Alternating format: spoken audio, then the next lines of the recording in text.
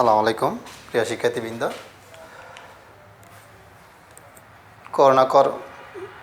Corona পরিস্থিতিতে সরকারের online কর্মসূচিতে আমাদের যথারীতি অনলাইন কার্যক্রমের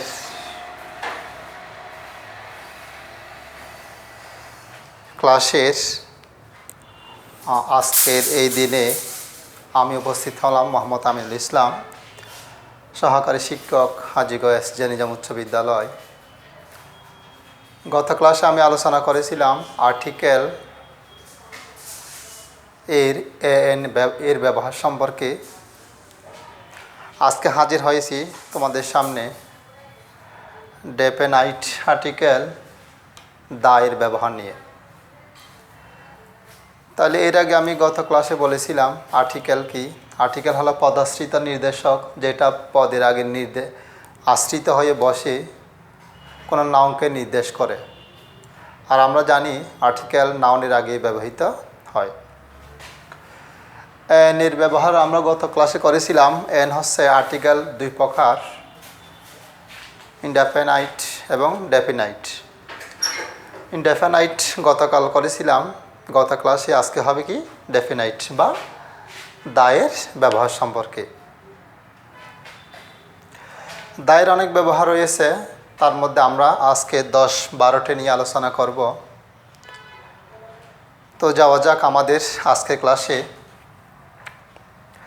দাকে আমরা বলি ডেফিনাইট আর্টিকেল।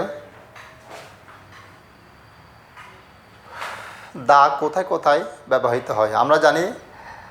দাও হবে নাউনের আগেই, তবে কোন কোন জায়গায় ব্যবহার, কখন কীভাবে ব্যবহার হবে তা হচ্ছে এক নির্দিষ্ট করে কোনো ব্যক্তি বা বস্তুকে বোঝাতে দায়ের ব্যবহার হয়।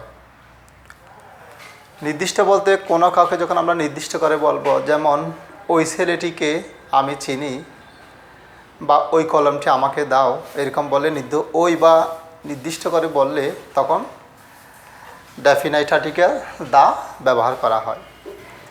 যেমন এখানে বলা হচ্ছে কি বয়েজ অফ দিস স্কুল, এই বিদ্যালয়ের বালকেরা। তাহলে বালকদেরকে নির্দিষ্ট করে ফেলছে যে এই বিদ্যালয়ের। এই ধরনের যদি নির্দিষ্ট করে বোঝায় তখন তার আগে ডেফিনাইট আর্টিকেল দা বসে।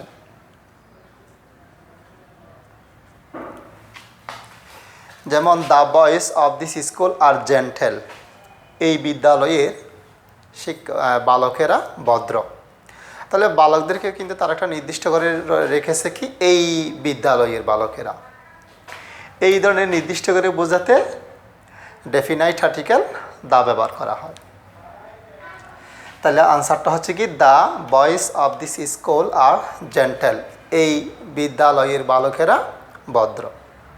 তাহলে এখানে বালকগুলোকে নির্দিষ্ট হয়ে গেছে কিভাবে, যে এই বিদ্যালয়ের বালকগুলোকে শুধু বোঝানো হচ্ছে, সেজন্য এটা নির্দিষ্ট। আর নির্দিষ্ট করে যদি ব্যক্তি কিংবা বস্তুকে বোঝায় তাহলে কী বসে, ডেফিনাইট আর্টিকেল দা বসে। আমি আরেকটা উদাহরণ দিতে পারি। গিভ মি দ্য পেন, আমাকে কলমটি দাও। নির্দিষ্ট কতগুলো কলম রয়েছে এক জায়গায়, আমি বলতেছি ওই কলমটি, গিভ মি দ্য পেন, কলমটি আমি তাকে দেখিয়ে দিয়েছি যে এই কলমটি। তাহলে অনেকগুলো কলমের মধ্যে আমি নির্দিষ্ট একটিকে দেখিয়ে দিয়েছি বিদায় গিভ মি দ্য পেন। তাহলে নির্দিষ্ট করে বুঝেছি কতগুলো কলমের মধ্যে। হ্যাঁ, এটা আবার এও হতে পারবে, যেমন গিভ মি এ পেন, আমার একটি কলম দাও, যে কোনো একটি কলম হতে পারবে। যখন আমি গিভ মি দ্য পেন বলেছি তখন নির্দিষ্ট একটা কলম হয়ে গেছে, অর্থাৎ কতগুলো কলম। আমি যখন একটা নির্দিষ্ট কলমকে দেখিয়ে দিব তখন সেখানে আমরা ব্যবহার করব কি দা, অর্থাৎ গিভ মি দ্য পেন, আমাকে কলমটি দাও। তাহলে বস্তু হতে পারে, ব্যক্তিও হতে পারে।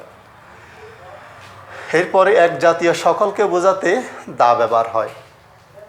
তাহলে এক জাতীয় বলতে এখানে দিয়েছি dog is a faithful animal, কুকুর একটি বিশ্বস্ত প্রাণী। এখানে কুকুর বলতে আমাদের ঘরে বা আমাদের এলাকার যেটা আমরা আমাদের নিয়ন্ত্রণাধীন রয়েছে, সেটা যে আমাদের ঘর পাহারা দেয় তা নয়। তোমরা দেখবে এইভাবে সব কুকুরে কিন্তু বিশ্বস্ত হয়ে থাকে যারা তাদের মালিকের অধীনে থাকে। ঠিক যদি বলি the cow gives us milk, গরু আমাদের দুধ দেয়, গরু কিন্তু আমাদের টানা, যতগুলো গাভী আছে সবগুলো দুধ দেয়। তাহলে এখানে গাভী বলতে সবগুলোকে বোঝানো হয়েছে, কিন্তু খাও বলেছে, আমি একটা কাউস বলিনি। তাহলে এই খাও বলতে কিন্তু সারা পৃথিবীতে যতগুলো খাও আছে সবগুলোই দুধ দেয়। তাহলে আমি খাও বলে আমাদেরটা বুঝেছি নাকি সবগুলোকে বুঝিয়েছি? সবগুলোকে। ঠিক dog is a faithful animal, কুকুর একটি বিশ্বস্ত প্রাণী, সেটা যে আমাদের গৃহে পালিত বা আমাদের ঘরে আমাদের নিয়ন্ত্রণাধীন যেটা আছে সেটা নয়। দেখবে যে সবগুলোই কুকুরে কি বিশ্বস্ত হয়। সেজন্য এখানে নির্দিষ্ট এক জাতীয় বোঝাতে তার আগে কী বসে? দা বসে। এরপরে দেওয়া হয়েছে কি? আর্থ মুভস রাউন্ড ড্যাশ সান। আর্থ। এদিকে 3 নম্বরে লেখা হয়েছে কি? একক বা অদ্বিতীয় কিছু বোঝাতে দার ব্যবহার হয়। এখানে দেখব আমরা আর্থ মুভ রাউন্ড ড্যাশ সান। এখানে আর্থ বলতে পৃথিবী। অনেক গ্রহ রয়েছে, কিন্তু তার মধ্যে পৃথিবী একটি। মহাবিশ্বে অনেক গ্রহ রয়েছে, তার মধ্যে একটি কি গ্রহ হচ্ছে কি? পৃথিবী। এই পৃথিবী নামে আর কোনো গ্রহ নাই। এগুলো মঙ্গল, নেপচুন, ইউরেনাস, প্লুটো এরকম। কিন্তু আবার এদিকে দেখে যে সান পৃথিবীতে একটাই, আর কিছু নাই। অর্থাৎ এগুলো একক, শুধু একটাই বা অদ্বিতীয়, এটার কোনো দ্বিতীয় আর নেই। এই ধরনের অদ্বিতীয় বা একক কিছু বোঝাতে তখন দায়ের ব্যবহার হয়। তাহলে এখানে ডেফিনাইট আর্টিকেল দা হবে।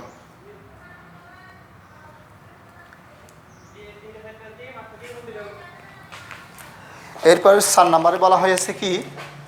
বিশেষত্বপূর্ণ দেশ বা স্থানের পূর্বে বা কোনো বর্ণনামূলক ভৌগোলিক স্থানের পূর্বে দায়ের ব্যবহার হয়। বিশেষ অর্থপূর্ণ স্থান বা দেশ বা ভৌগোলিক কোনো বিশেষ স্থানের পূর্বে দা ব্যবহার করা হয়, যেটাকে আমরা বর্ণনামূলক ভৌগোলিক স্থান। যেমন এখানে সে বাস করে, হি লিভস ইন ইউএসএ। আমরা যখন ইউএসএ হচ্ছে বিশেষ একটা জায়গা বা বৃহত্তর একটা জায়গা, এটাকে যখন আমরা ভাঙবো তাহলে হবে কি? United state of America. তাহলে এই ভৌগোলিক নামটা বা বর্ণনামূলক এই নামটার পূর্বে আমরা কি ব্যবহার করব? দা ব্যবহার করব। এটা বিশেষ একটা দেশকে, এই সংখ্যার দ্বারা বিশেষ একটা দেশকে বোঝাচ্ছে। তাহলে এই ধরনের বিশেষ স্থান বা দেশ, অর্থপূর্ণ বা ভৌগোলিক বর্ণনামূলক কোন স্থানের পূর্বে আমরা ডেফিনাইট আর্টিকেল দা ব্যবহার করে থাকি। তাহলে এখানে হবে কি? দা। এরপরে জাতি বোঝাতে দা ব্যবহার হয়। যেমন বাংলাদেশিস আর হসপিটেবল। এখানে বাংলাদেশিস আর হসপিটেবল হচ্ছে আতিথেয়তা পরায়ণ, মানে যারা একটু মেহমানদারি বেশি করে। দেখা যায় অন্যান্য দেশের তুলনায় বাংলাদেশিরা কিন্তু অন্য মানুষদেরকে মেহমানদারি একটু বেশি মেহমানদারি করে। তাইলে হবে কি? এখানে বাংলাদেশিস বলতে বাংলাদেশে যারা আছে তাদেরকেই বোঝাচ্ছে, অর্থাৎ বাঙালি জাতিদেরকে।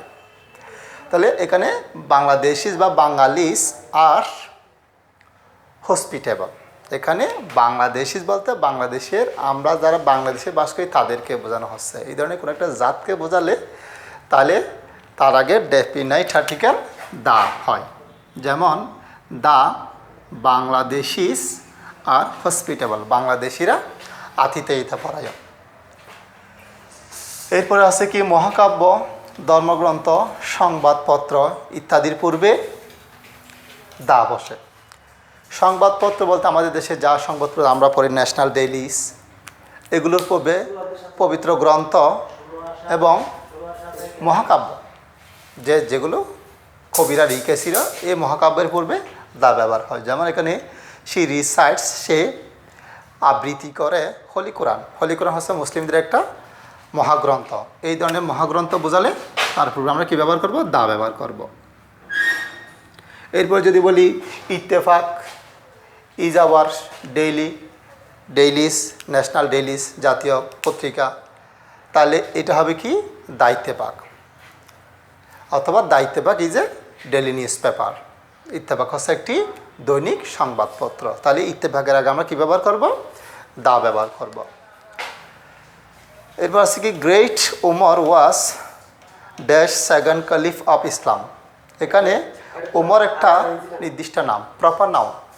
আমরা জানি প্রপার নাউনের আগে আর্টিকেল হয় না, তবে প্রপার নাউনের আগে যদি, প্রপার নাউন বলতে নির্দিষ্ট নামকে বোঝাচ্ছি, প্রপার নাউনের আগে যদি কোনো একটা অ্যাডজেক্টিভ যেমন গ্রেট এই ধরনের অ্যাডজেক্টিভ বসলে তখন ওই অ্যাডজেক্টিভের আগে আর্টিকেল, ডেফিনেট আর্টিকেল দা ব্যবহার করা হয়। যেমন এখানে যদি সরাসরি ওমর হতো তাহলে কোনো আর্টিকেল হতো না, জিরো আর্টিকেল হতো, কিন্তু এখানে প্রপার নাউন ওমর রাদিয়াল্লাহু তাআলা আনহু, প্রপার নাউনের পূর্বে একটা অ্যাডজেক্টিভ বসছে কি গ্রেট, এই মহান ওমর, তাহলে এই অ্যাডজেক্টিভ বসাতে এইটার আগে কী চলে আসবে, ডেফিনেট আর্টিকেল দা চলে আসবে। অর্থাৎ প্রপার নাউনের আগে যদি অ্যাডজেক্টিভ হয় তখন তার আগে আমরা ডেফিনাইট আর্টিকেল দা ব্যবহার করতে পারি। এরপরে আরেকটা ড্যাশ রয়েছে, সেটা হচ্ছে কি সেকেন্ড। যদি কোনো একটা ক্রম বোঝায়, কোনো একটা ক্রম স্থান, যে ফার্স্ট, সেকেন্ড, থার্ড, ফোর্থ, এইভাবে ক্রম বা স্থান বোঝালে, কোনো একটা সিরিয়ালি পথ বা স্থান বোঝালে, ক্রম বোঝালে, তখন তার আগেও কী বসে, দা বসে। তাহলে হবে কি ওয়াজ দ্য সেকেন্ড কোয়ালিফায়ার, অর্থাৎ ক্রমবাচক সংখ্যার পূর্বে দা বসে। এরপর আছে কি 8 নম্বরে অ্যাডজেক্টিভ দ্বারা কোনো বিশেষ শ্রেণী বা গোষ্ঠী বোঝাতে। এখানে poor are hated by dash rich, dash poor এখানে গরিব, ঘৃণিত হয় ধনী। আসলে এখানে গরিবেরা, শুধু একজন গরিব নয়, সব গরিবেরা। আর ঘৃণিত হয় শুধু ধনী না, ধনীদের দ্বারা। এখানে ধনী বলতে একজন না, প্রায় সব ধনী, সবাই না হলে কিন্তু অনেকাংশে দেখা যায় অনেক ধনীরা অনেক গরিবদেরকে কী করে, হেয় করে। এদিক থেকে বলা যায় এখানে একটা বিশেষ কতগুলো ব্যক্তিকে বোঝাচ্ছে। এইখানে রিচ বলতে বিশেষ একটা গোষ্ঠীকে বোঝাচ্ছে। অ্যাডজেক্টিভ দ্বারা পুয়ার বলতে একটা বিশেষ গোষ্ঠী, এখানে বিশেষ গোষ্ঠী মানে গরিবেরা ধনীদের দ্বারা গৃহীত হয়। তাহলে এখানে বিশেষ গোষ্ঠী বোঝাতে, অ্যাডজেক্টিভ দ্বারা বিশেষ গোষ্ঠী বোঝাতে দা ব্যবহার করা হয়, ডেফিনাইট আর্টিকেল দা ব্যবহার করা হয়। এরপরে যে সকল নাউন দ্বারা কোনো পেশা বৃত্তি বোঝায়, কোনো একটা চাকরি টাইপের বা পেশা টাইপের হলে তার আগে দা, ডেফিনিট আর্টিকেল দা বসে। যেমন মাই ব্রাদার জয়েন্ট, আমার ভাই জয়েন্ট যোগ দিল আর্মি, তাহলে আর্মি একটা অবশ্যই পেশা, চাকরি। তো এরকম কোনো একটা পেশাতে যোগ দেওয়া বোঝাতে, কোনো একটা পেশা বোঝাতে বা বৃত্তি বোঝাতে ডেফিনাইট আর্টিকেল দা বসে। যেমন my brother joined the army. এরপরে দুইয়ের মধ্যে তুলনা বোঝাতে অ্যাডজেক্টিভের পূর্বে কম্পারেটিভ ডিগ্রি হলে তার পূর্বেও দা বসে। দুইয়ের মধ্যে তুলনা বোঝাতে অ্যাডজেক্টিভের পূর্বে অ্যাডজেক্টিভের কম্পারেটিভ ডিগ্রি হলে, আমরা জানি কম্পারেটিভ ডিগ্রি হচ্ছে যে অ্যাডজেক্টিভের শেষে ইয়ার কিংবা শুরুতে মোর ব্যবহার করা হয়। তাহলে এখানে দেখা যায় he is dash younger of the two boys, দুইজনের মধ্যে, দুইয়ের মধ্যে তুলনা বোঝাতে, দুইজনের মধ্যে উনি যে ছোট নাকি বড় এটা বোঝাতে চাচ্ছি, বা উনি নাকি মেধাবী, এটা ফের কিছু, দুইজনের মধ্যে তুলনা বোঝাতে। এখানে আবার কম্পারেটিভ পয়সা দেখো, ইয়ং এটা অ্যাডজেক্টিভ, ইয়ঙ্গার, তাহলে ইয়ার যুক্ত করছি, এটা হচ্ছে অ্যাডজেক্টিভের কম্পারেটিভ ডিগ্রি। এই দুইয়ের মধ্যে তুলনা বোঝাতে সে দুই ভাইয়ের মধ্যে উনি ছোট এটা বোঝাচ্ছি, তবে তার মধ্যে এটা কম্পারেটিভ ডিগ্রি হলে অ্যাডজেক্টিভ, এটা ইয়ং অ্যাডজেক্টিভ, তার আবার কম্পারেটিভ ডিগ্রি। দুইয়ের মধ্যে তুলনা বোঝাতে অ্যাডজেক্টিভের কম্পারেটিভ ডিগ্রি হলে তার আগে ডেফিনাইট আর্টিকেল দা বসে। এরপরে নদী, সাগর, মহাসাগর, হ্রদ ইত্যাদির পূর্বেও কী বসে, দা বসে।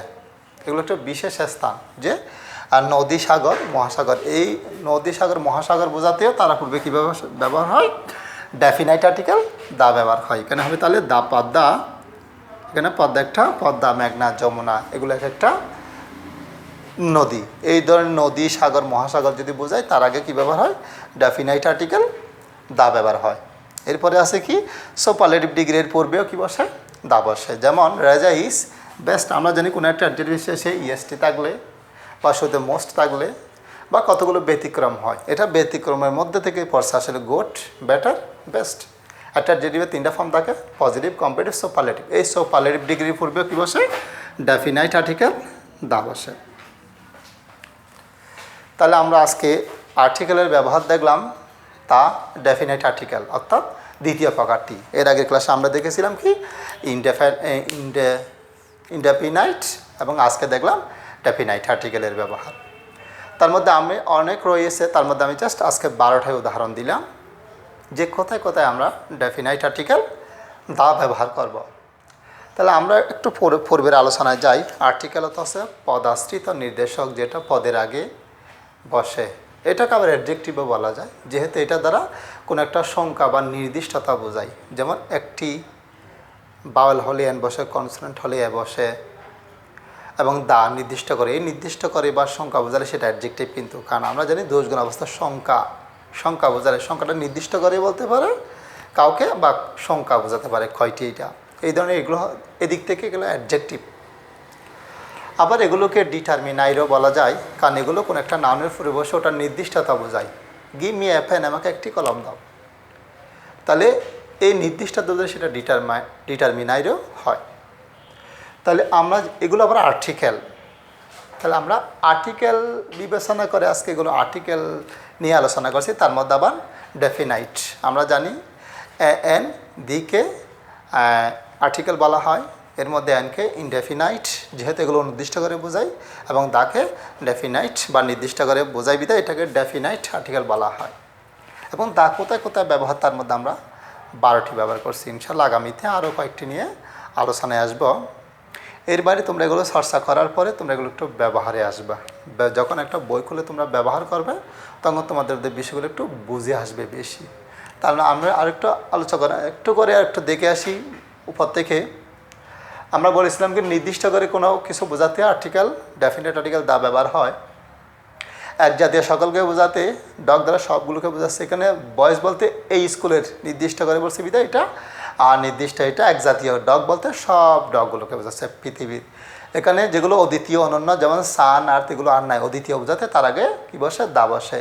বিশেষ অর্থপূর্ণ স্থান বা বর্ণনামূলক ভৌগোলিক স্থানের পূর্বে দা বসে। এরপরে বলছিলাম জাতির আগে, যা বাংলাদেশ আর হসপিটেবল, বাঙালিরা আতিথেয়তা পায়। এখানে বাংলাদেশে সব বাঙালিদেরকে বোঝায়, একটা জাতিকে বোঝাচ্ছে।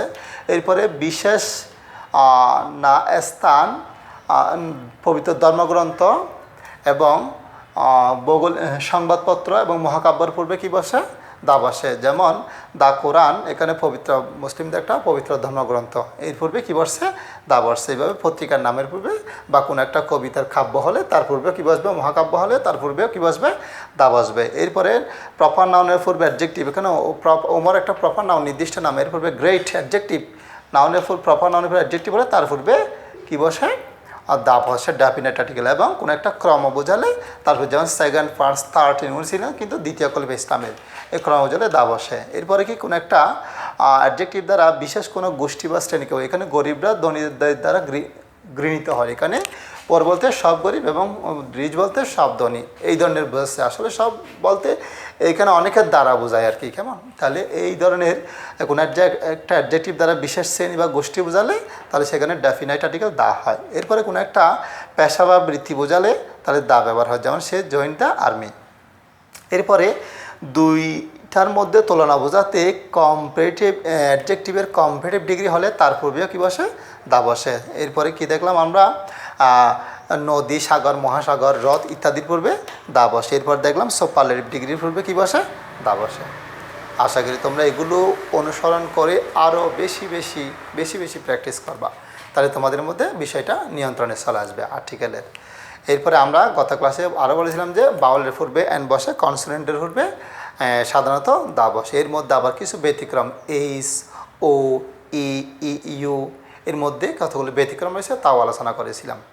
ইনশাআল্লাহ আগামীতে এর পরবর্তী অংশ নিয়ে দায়ের আরও কতগুলো অংশ ব্যবহার নিয়ে হাজির হব, এই প্রত্যাশায় আজকে সবার সুস্বাস্থ্য কামনা করে এবং তোমাদের অ্যাসাইনমেন্টগুলো তোমরা যথাযথভাবে এই ক্লাসগুলো দেখে আর একটু বুঝে শুনে আদায় করবে, এই আশা ব্যক্ত করে আজকে আমি এখানে আমার ক্লাসের সমাপ্তি ঘোষণা করলাম।